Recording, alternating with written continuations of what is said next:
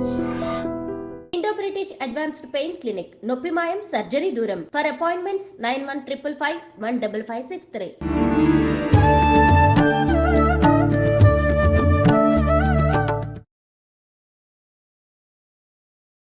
నమస్కారం, welcome to I dream. ధర్మ మార్గం విత్ విజిత కార్యక్రమానికి స్వాగతం. అంటే మన సనాతన ధర్మం గురించి నిజంగా మనం అందరము ఇప్పుడు ఏం వింటున్నాం, ఏం మాట్లాడుతున్నాం, ఎవరికి తోచినట్టు వాళ్ళు సనాతన ధర్మం గురించి మాట్లాడుతున్నారు, అసలు మనం వింటున్నదంతా వాళ్ళు చెబుతున్నదంతా నిజమేనా, ధర్మ ప్రకారంగా ఏముంది, నిజంగా సనాతన ధర్మంలో కనుక మంచి మంచి విషయాలు ఉంటే ఆ మంచి విషయాలు మనకు ఎంతవరకు మంచి మార్గంలోకి తీసుకెళ్తున్నాయి, అవి మనం ఆచరిస్తున్నామా లేదా, మన వేదాల్లో ఏముంది, ఇలాంటి మంచి మంచి విషయాలు ఇప్పుడు వారితో మాట్లాడి తెలుసుకుందాం. ప్రస్తుతం మనతో పాటు ఉన్నారు పరమహంస పరివ్రాజకాచార్య పరమ పూజ్య శ్రీ శ్రీ శ్రీ విజయ భూమానందగిరి గారు మనతో పాటు ఉన్నారు. ఇప్పుడు వారితో మాట్లాడి ఇలాంటి మరిన్ని విషయాలు తెలుసుకునే ప్రయత్నం చేద్దాం. నమస్కారం అండి. ఆహార పద్ధతి కానీ, ఆహారం తినే విధానం కానీ, వండే విధానం కానీ ప్రతి ఒక్కటి చూసుకుంటే ఒకప్పటి కాలంలో కన్నా ఇప్పుడు చాలా మార్పులు అయితే వచ్చాయి. దానివల్లే ఆరోగ్య సమస్యలు కూడా తలెత్తుతున్నాయి. నిజంగా అప్పట్లో అందరూ కలిసి కూర్చునే విధానం కానివ్వండి, కిందే కూర్చునే విధానం కానివ్వండి, అదంతా చాలా పద్ధతిగా ఉండేది. దాని గురించి అంతా ఒక్కసారి తెలియజేయండి. భోజనం అంటే ఇప్పుడు మనకి ఆత్మీయంగా ఎంతైనా శక్తి ఉండొచ్చు, కానీ శరీరం అనేది ఒకటి ఉందిగా. అవునండి. ఈ శరీరం జర్జరీభూతం అంటే పంచభూతాల ద్వారా ఏర్పడింది. ఒక క్షేత్రానికి ఒక స్వామివారిని ఆహ్వానించారు. స్వామి ఒక్క నిమిషం అండి పక్కకు వచ్చి చిన్న టాబ్లెట్ వేసుకోవాలి, నేను షుగర్ కంట్రోల్ టాబ్లెట్ వేసుకుంటూ ఉంటే సరే వేసుకున్నాను. వేసుకుని వెనక్కి తిరిగేసరికి 50 మంది భక్తులు భక్తురాళ్ళు ఇలా గడ్డమే చేయబట్టుకుని, కొందరు మూతి మీద చేయబట్టుకుని, కొందరు ఆశ్చర్యంగా చూస్తున్నారు. ఏమిటి ఆయన, ఏమిటి ఎంత ఆశ్చర్యంగా చూస్తున్నారు, ఇప్పుడు ఏం జరిగింది అన్నాను. స్వామి మీరు ఏం చేశారు మీకు తెలుసా అన్నారు. ఏం చేశాను, టాబ్లెట్ వేసుకున్నాను అంతే కదా అన్నాను. మీరు స్వామీజీ అండి, మీరు సన్యాసులండి, మీరు టాబ్లెట్లు వేసుకోవటం ఏంటి, మీరు టాబ్లెట్లు వేసుకోవటం ఏంటి అంటే, అమ్మా నాకు కొంచెం చిన్న శారీరక చిన్న లోపం ఉందమ్మా, టాబ్లెట్ వేసుకున్నాను అంటే, అరే మీలాంటి వాళ్ళు టాబ్లెట్లు వేసుకోకూడదు కదా, మీరు మహాశక్తివంతులు కదా అన్నారు. అన్నానమ్మా ఈ శరీరం ఎవరు చేశారని మీ ఉద్దేశం. అయ్యో ఎవరు చేశారంటే మీకు తెలియదా, భగవంతుడు చేశాడు కదా. తప్పు, భగవంతుడికి శరీరానికి సంబంధం లేదా చాలా మందికి తెలియదు.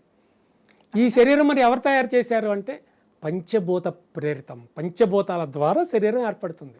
పంచభూతాలు అంటే గాలి, నీరు, నిప్పు, ఆకాశము, భూమి, ఇవన్నీ కలిసి పంచభూతాలు అంటారు కదా. ఈ పంచభూతాల ద్వారా ఇక్కడే ఈ శరీరం ఏర్పాటవుతుంది. ఒకవేళ భగవంతుడే ఏర్పాటు చేస్తే స్వర్గంలోనో, వైకుంఠంలోనో, సత్యలోకంలోనో, కైలాసంలోనో తయారై ఇక్కడికి వస్తాం. కానీ మనం అలా తయారై రాలేదే. మాతృగర్భంలో ఆ పంచభూతాల ద్వారా మాతృగర్భంలో ప్రేరేపితమైనటువంటి శరీరం కిందకు వస్తుంది. కనుక పంచభూతాల ద్వారా ఈ లోకంలో ఏర్పాటైనటువంటి ఈ యొక్క శరీరం కళేబరం వ్యాధిగ్రస్తం. అంటే ఈ యొక్క కళేబరం ఎప్పుడైనా ఏదైనా రోగానికి లోను కావచ్చు, ఏదైనా లోను కావచ్చు. ఔషధం, మరి ఔషధం ఏంటి, ఔషధం ఏదో ఉండాలి కదా అంటే ఔషధం జాహ్నవీతోయం అన్నారు. జాహ్నవీతోయం, జాహ్నవి అంటే గంగా నది, గంగ, జాహ్నవి అంటే గంగ, తోయం అంటే నీరు. మీరు కొంచెం గంగా నదిని కనుక స్వీకరిస్తే, తాగితే మీకున్న రోగాలని మటుమాయం అయిపోతాయి. ఇప్పుడు గంగా నదిని మనం అలా ఉంచామా? లేదు, అపవిత్రం చేసి. ఇప్పుడు 3000 రెట్లు ఎక్కువగా పొల్యూట్ అయిపోయింది గంగా నది. ఎవరు చేశారు? మీరు నేనే కదా, అంటే మనమే కదా. మన ప్రజలందరం కలిసి మీరు స్నానం చేయండి కానీ సర్ఫ్ రాసుకో, సబ్బులు, షాంపులు, నానా రకాలుగా అక్కడే బట్టలు ఉతకడం, అక్కడే అంట్లు కడగటం, సగం కాలినటువంటి పార్థివ దేహాలను మళ్ళీ అంటే పూర్తిగా దేహాన్ని కాలిస్తే కట్టెలు ఖర్చు అవుతాయని అక్కడ వాళ్ళు ఏం చేస్తారంటే సగం కాలగానే ఆ దేహాన్ని గంగానదిలో వదిలేస్తారమ్మా, అక్కడ కాల్చేవారు. మరి పొల్యూషన్ అంతా ఏమవుతుంది, మన చేతులారా మన ప్రజలమే నాశనం చేసేసాం కదా. మరి ఇప్పుడు గంగానది నీరు త్రాగితే లేనిపోని జబ్బులు వస్తాయి కానీ కొత్త ఏమైనా ఉన్న జబ్బులు పోతాయో పోవు. మరి అయితే ఏం చేయాలి చెప్పండి, ఏం చేయాలి? మనకు శుభ్రంగా ఉంచుకోవడానికి ప్రయత్నించాలి, ఇంకంతకు మించి ఏం చేస్తాం? ఏంటంటేనమ్మా మాత్రలు వేసుకోవాలా మీరు అన్నట్టు?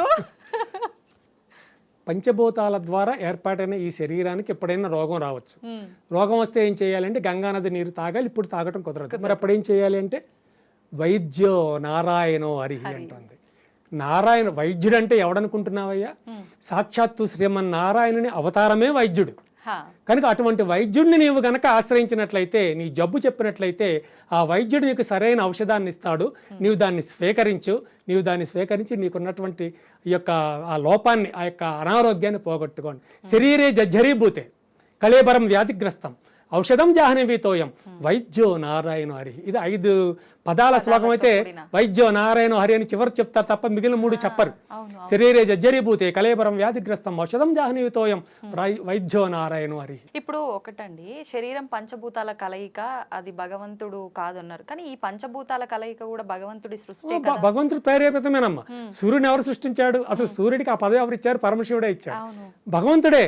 కానీ ఒకటి ఇక్కడ ఒక ప్రొడ్యూసర్ ఉంటాడు, ఆయన ఎంతైనా డబ్బిస్తాడు ఒక మూవీ తీయడానికి, కానీ ఏమైనా వీళ్ళు సరిగ్గా చేయలేకపోతాడు. ఆయన చూస్తూ ఉంటాడు, కర్మ సరే నెక్స్ట్ టైం వీడిని తీసుకోకూడదు అనుకుంటాడు, అంతే కదా. అంటే అలా ఉంటుందమ్మా. ఇప్పుడు ఈ యొక్క ప్రారంధ కర్మలు కూడా ఉంటాయి. ఈరోజు మనమందరం బాగానే ఉంటాం, కానీ ఒక కారులో నుంచి ఒక కోటీశ్వరుడు దిగుతాడు, కానీ వాడి కాలు సగం ఉండదు, ఒక కన్ను ఉండకపోవచ్చు, ఒక చెయ్యి ఉండకపోవచ్చు. వాడికి ఎందుకు అట్లా జరిగింది? మనం ఒక 100 కోట్ల ఆస్తిపరులు మనం కామే, మనం బాగానే ఉన్నామే, ఆయనకి ఎందుకు అట్లా అయిందంటే ప్రారంధం. పూర్వజన్మలో చేసినటువంటి సంచిత కర్మ అన్నాం కదా, ఆ కర్మలు వెంటాడుతూ ఉంటాయి. ఆ కర్మల కారణంగా కొన్ని అలా జరుగుతూ ఉంటాయి. ఇప్పుడు మన టాటా గారు వారు వెళ్ళిపోయారు, మహానుభావుడు. వారు రిటైర్ అయిన తర్వాత, అంటే వ్యవహారం నుంచి వారు బయటకు వచ్చిన తర్వాత వారికి జీతం ఎంతో తెలుసమ్మా, నెలకి ఎంత అని వారికి శాంక్షన్ చేశారు. నెలకి ఎంత ఇస్తాం అనుకుంటున్నారు? 1,50,00,000. 1,50,00,000 నెలకమ్మా. కానీ ఆ 1,50,00,000 కూడా అందులో 2-3 లక్షలు ఖర్చు పెట్టుకుని మిగిలిన డబ్బంతా భారతదేశానికి అప్పచెప్పిన మహానుభావుడు రతన్ టాటా గారు. అందుకని నేను ఆయన గురించి నేను ఒక వీడియో చేస్తూ మా బంగారు రతనాల టాటా అని నేను చెప్పడం జరిగింది. కానీ ఆయన అంత కోటీశ్వరుడు. వ్యవస్థల నుంచి బయటికి రాకముందు 1,000 కోట్లకి 1,00,000 కోట్లకి ఆయన అధిపతి. మరి ఇంత అధిపతి అయినటువంటి వ్యక్తి మరి వివాహం ఎందుకు చేసుకోలేదమ్మా? ఆయన తోబుట్టువులు వాళ్ళందరూ వివాహాలు అయిన వారు, ఈయన మాత్రమే చేసుకోవాలి. ఎందుకు చేసుకోలేదు? అంటే బంధాల్లో చిక్కుకుపోతే ఇవన్నీ చేయలేను, ఇలాంటి ఆలోచనలు కొన్ని ఉంటాయి. అదే కర్మేనమ్మా. ఆవిడ ఒక యాంకర్ని చేసుకోవడానికి ఆయన సిద్ధపడ్డారు. ఆ యాంకర్ కూడా ఆవిడ బాలీవుడ్ యాక్ట్రెస్, పేరు మనకు చెప్పకూడదులేండి. వారిలో కొన్నిసార్లు వారు ప్రైవేట్గా మాట్లాడుకున్నారు కూడా వివాహం గురించి, చేసుకోవాలని కూడా అనుకున్నారు. మరి ఏం కారణం వచ్చిందో ఈవిడనో అందో తెలియదు, ఆయన విసుకున్నాడో తెలియదు, మొత్తానికి దూరం అయిపోయారు. ఆ తర్వాత ఈయన మరణించిన అనంతరం ఆ యాంకర్ కూడా ప్రకటించారు, మేము గతంలో కలిసి ఉన్నాము, మేము మ్యారేజ్ కూడా చేసుకుందాం అనుకున్నాం, కానీ కొన్ని కారణాల వల్ల మ్యారేజ్ అనే వ్యవస్థ నుంచి మేము తప్పుకున్నాము, ఆయన వేరే నేను వేరే ఉన్నాము అని. పాప ఆవిడ కూడా అంతకుముందే ఉంది తెలుసు నాకు. ఆ తర్వాత ఆవిడే స్వయంగా చెప్పింది ఆ విషయం. అట్లా మనకంతా ప్రారంభం అమ్మ, గత జన్మలో ఏదో ఉంది సంథింగ్. సో దానికి కారణం ఏదో భగవంతుడు తెలుసు, మనకు తెలియదు. ఇప్పుడు అట్లా జరిగింది అంతే. కానీ మహానుభావుడు అద్భుతమైన వ్యక్తి రతన్ టాటా గారు, అందులో అనుమానం లేదు. ఫ్లోలో వచ్చేసింది అంతే ఆయన గురించి. అంటే ఇప్పుడు కర్మ అన్నారు, కర్మ నుంచి తప్పించుకోవడం సాధ్యమేనా? అసలు కర్మ గురించి గీతలో ఏం చెప్పబడి ఉంది? సంచిత కర్మ అన్నారు, ప్రారబ్ధ కర్మ అన్నారు, అసలు ఇంకా ఎన్ని రకాల కర్మలు ఉన్నాయి? అమ్మా ఉన్నాయమ్మా, సంచిత కర్మ, ప్రారంధ కర్మ ఉన్నాయి. అసలు కర్మను తీసుకుందాం ముందు మనం. కర్మ అంటే ఏమీ లేదమ్మా, జస్ట్ నథింగ్ బట్ వర్క్. ఇప్పుడు ఇది కర్మే చేస్తున్నది, కర్మే జరుగుతుంది ఇక్కడ, కర్మ చేస్తున్నాం. అయితే ఈ కర్మలో ముందు 3 విషయాలు తీసుకోవాలి. 1 మనస్సు, 2 బుద్ధి, 3 ఆత్మ. ఈ మనస్సు ఏం చేస్తుందంటే, వీళ్ళు ఇక్కడ ఎవరూ లేరు, అది తీసుకుని ఆ సెల్ ఫోన్ ఎవరో మర్చిపోయా, దాన్ని తీసుకుని జేబులో పెట్టుకుని వెళ్ళిపోయాను, వీళ్ళు ఎవరికి తెలియదు, నేను వెళ్ళిపోవచ్చు, వెళ్ళనా వద్దా, తీసుకోనా వద్దా అని మనసు ఆలోచిస్తుంది. ఈ మనసు ఆలోచనతోనే ఉంటుంది, తీసుకోనా వద్దా అని మనసు ఆలోచిస్తుంది. తర్వాత బుద్ధి ఏం చేస్తుందంటే, పర్వాలేదు ఎవడో చోట తీసుకో అంటుంది అనమాట. అప్పుడు తీసుకుని జేబులో పెట్టేసుకుంటాను. ఈ ఆత్మ ఉన్నదే 3వది ఆత్మ, అది గమనిస్తూ ఉంటుంది అంతే. కృష్ణ భగవానుడు ఇక్కడ మన గుర్తుకొస్తాడు. ఆత్మ దేనిని తాకదు, ఆత్మను నీరు తాకలేవు, నిప్పు తాకలేదు, ఏ విధమైన పాపకర్మలు ఆత్మని తాకవు. కనుక ఇది తీసుకున్న పాపం బుద్ధికి వస్తుంది తప్ప ఆత్మకి రాదు. కనుకనే ఆత్మ ఎప్పుడు ప్లెయిన్గా ఉంటుంది. మరి ఆత్మకు ఏది తగలనప్పుడు, శరీరం వదిలిపెట్టాక మళ్ళీ ఆత్మ ఇంకో శరీరంలో వెళ్ళిన తర్వాత అదే ఆత్మ ద్వారా క్యారీ, ఈ బుద్ధి ఈ ఆత్మే ఉంటాయి అమ్మ అక్కడ. ఈ బుద్ధి ఈ ఆత్మే వస్తాయి, ప్రతి జన్మకి ఇవే వస్తాయి. కానీ తను పెరుగుతున్నటువంటి ఆ పెరుగుదల పరంగా అతనిని పెంచేటటువంటి తల్లిదండ్రులు లేదా గురువుల కారణంగా ఆ బుద్ధి మారుతూ వస్తుంది. ఆ బుద్ధి మారి దొంగతనం చేయడం తప్పు, ఆడవాళ్లను ఇష్టం వచ్చినట్లుగా మాట్లాడడం కానీ తప్పు, మన ఇంట్లో వాళ్ళని కన్న వాళ్ళను తల్లిదండ్రులను మనం వ్యతిరేకించడం తప్పు అనేటువంటి భావాలతో ఎదిగి ఉత్తమమైన వ్యక్తిగా అతను తీర్చిదిద్దపడతాడు. అయితే మొత్తానికి ఇప్పుడు ఈ కర్మలు ఇవి కూడా మనం కర్మలు పాపపు కర్మలు చేసిన వాళ్ళు నరకానికి అని చెప్పి, మంచి కర్మలు చేసిన వాళ్ళు స్వర్గానికి అని చెప్పి అంటారు. కొంతమంది అంటారు అసలు ఈ స్వర్గం నరకం అనేవి ఎక్కడో లేవండి, మనం చనిపోయిన తర్వాత ఎక్కడో పైకి వెళ్ళి అనుభవించడం ఇదంతా కాదు, మనం భూమిపైన ఉన్నప్పుడే, మనం జీవనం సాగిస్తున్నప్పుడే ఈ స్వర్గం నరకం ఉంటుంది, మనం పడే కష్టాల వల్ల, మనం పడే సుఖాల వల్ల అంటారు. నిజంగా ఈ స్వర్గం నరకం ఉన్నాయా? ఒకసారి మనం చేసుకున్న కర్మ అనేది మీరు ఇందాక అన్నట్టు మనం సంచిలో వేసుకుంటున్నామన్నారు, ఆ వేసుకునేది నిజంగా వేసుకుంటామా, వేసుకుంటే అది ఎటెళ్ళిపోతుంది? యాక్చువల్గా స్వర్గం నరకం ఇట్స్ ట్రాష్, అసలు లేవు. ఏదో నిన్ను నూనెలో పెట్టి వేయించేస్తారు, అలా వేయిస్తారు, అదేమి కాదు. కాకపోతే ఆ రోజులు అది ఎందుకు క్రియేట్ చేయబడింది అంటే మనుషులను సక్రమమైనటువంటి మార్గంలో నడిపించడం కోసం తయారు చేయబడింది తప్ప అదొక ఊహ, అదొక భ్రమ, అంతే. అంతే తప్ప స్వర్గాలు నరకాలు లేవు. స్వర్గం వెళ్ళిపోతే పెద్ద పెద్ద డాన్స్తో వచ్చి డాన్సులు చేసేస్తారు, పిచ్చి పిచ్చి అమ్మాయి అవన్నీ, అవన్నీ కరెక్ట్ కాదు. అదే వేదాల్లో లేవు. వేదాలలో స్వర్గం గురించి నరకం గురించి చెప్పబడలేదు. భగవద్గీతలో కూడా స్వర్గ నరకాలు ఉండవు. స్వర్గం గురించి నరకం గురించి చెప్పడం పడదు. ఎక్కడ స్వర్గం ఎక్కడ నరకం ఉంది అంటే నీవు ఏదైతే ఒక ఉత్తమమైనటువంటి కార్యం చేస్తావో అది స్వర్గం, ఏదైతే ఒక నీచమైనటువంటి పని చెయ్యాలి అనుకుంటావో అది నరకం చేయడం, అంతే. అయితే మరి అనుభవాలు ఉండవంటే తప్పకుండా ఉంటాయి. ఈ జన్మలోనే మనం అనుభవించవచ్చు, లేదా నెక్స్ట్ ఏదైనా భగవంతుడు జన్మను అనుగ్రహించినట్లయితే యాక్చువల్లీ మేమేమనుకుంటామంటే మాకు జన్మ వద్దు, మళ్ళీ మేము తిరిగి మరొక స్త్రీ గర్భంలో ఎదిగి ఆమె యోనిలో నుంచి బయటకు వచ్చేటటువంటి జన్మరాహిత్యాన్ని మాకు ఇవ్వు, మాకు మళ్ళీ జన్మ వద్దని మేము కోరుకుంటాం. కానీ కొంతమంది మళ్ళీ జన్మను ఎత్తుతారు. ఆ జన్మ స్వీకరించినప్పుడు ఏమవుతుంది అంటే ఇవన్నీ వచ్చేస్తాయి. ఇందాక చెప్పినట్టు సంచిత కర్మలు అవన్నీ వాళ్ళకి అంటుకునే ఉంటాయి. పసిబిడ్డగా ఉన్నప్పుడు అవేమీ తెలియకపోవచ్చు, కానీ ఎదుగుతున్న కొద్దీ ఆ కర్మలు అనుభవిస్తూ ఉంటారు. ఇప్పుడు చూడండి, ఒక తల్లిదండ్రులు 2-3 బిడ్డలను కంటారు. 3 బిడ్డలు బాగానే ఉంటారు, పుట్టిన 4వ వాడికి చెయ్యో కాలం వంకర వస్తుంది, లేదా 3-4 ఒకడు బాగోడు, ఒకడు మెంటలీ డిటాచ్ అయి ఉంటాడు. మరి ఎందుకు వస్తున్నాయి అవన్నీ? ఇద్దరు బిడ్డలు 3 బిడ్డలు బాగా కన్నటువంటి వారు 3వ వాడు 4వ వాడిని కూడా అట్లాగే కనాలి కదా. మరి పుట్టిన ఈ 2-3 బిడ్డల్లో ఒకడే ఎందుకు అట్లా తయారవుతున్నాడు? కర్మ అనుభవించవలసింది, కర్మ. అక్కడ అనేది కర్మ అనేది అక్కడ తెలుస్తుందమ్మా. అలాగే చాలా మంది అనుకుంటారు, అయ్యో మేము ఏ వ్యాపారం చేసినా కలిసి రావడం లేదు, ఏ ఉద్యోగం చేసినా ఆ దిక్కుమాల ప్రమోషన్ కూడా రావడం లేదు, ఏమిటి ఇదంతా చాలా బాధపడుతూ ఉంటారు. కానీ ఇది కూడా కర్మే. ఎందుకంటే మీరేం చేస్తారంటే పోయిన జన్మలో మనం ఏం చేస్తాము అంటే ఎదుటివాడికి వచ్చేటటువంటి ప్రమోషన్ ఏదో రకంగా మనం అడ్డుకున్నాం, ఆ కర్మ మనకు తగిలి ఈ జన్మలో మనకు ఒక్క ప్రమోషన్ కూడా రాదు. అటువంటివి కూడా ఉంటాయమ్మా. భగవంతుడు చూస్తూ ఉంటాడు అనుకుంటాం, కానీ చూస్తూ చేస్తూ ఉంటాడు, అది చెప్పడం మనకి. కానీ ఆయన చూస్తూ ఉంటాడు, చేస్తూ ఉంటాడు, నడిపిస్తూ ఉంటాడు. ఆయన భగవంతుడు పరమాత్మ పెద్ద దొంగమ్మ, దొరకడు మనకి. పరమాత్మకు భగవంతుడు ఒక లక్షణం ఉంది. నేను పరమశివుని చూసేశాను, శ్రీమన్నారాయణని చూసేశాను, అబ్బో అమ్మవారు నాకు ఇట్లా కనిపించేసింది, ఇట్లా కనిపించింది చెప్తూ ఉంటారు. భగవంతుడికి ఒక ప్రధానమైన లక్షణం ఉంది, పరమాత్మకు ఒక ప్రధాన లక్షణం ఉంది. ఆ లక్షణం ఏమిటి అంటే అవ్యక్తం, అంటే కనపడకపోవడం. కనపడకపోవడం అనేటటువంటిదే పరమాత్మకు ఉన్నటువంటి ప్రధానమైన లక్షణం.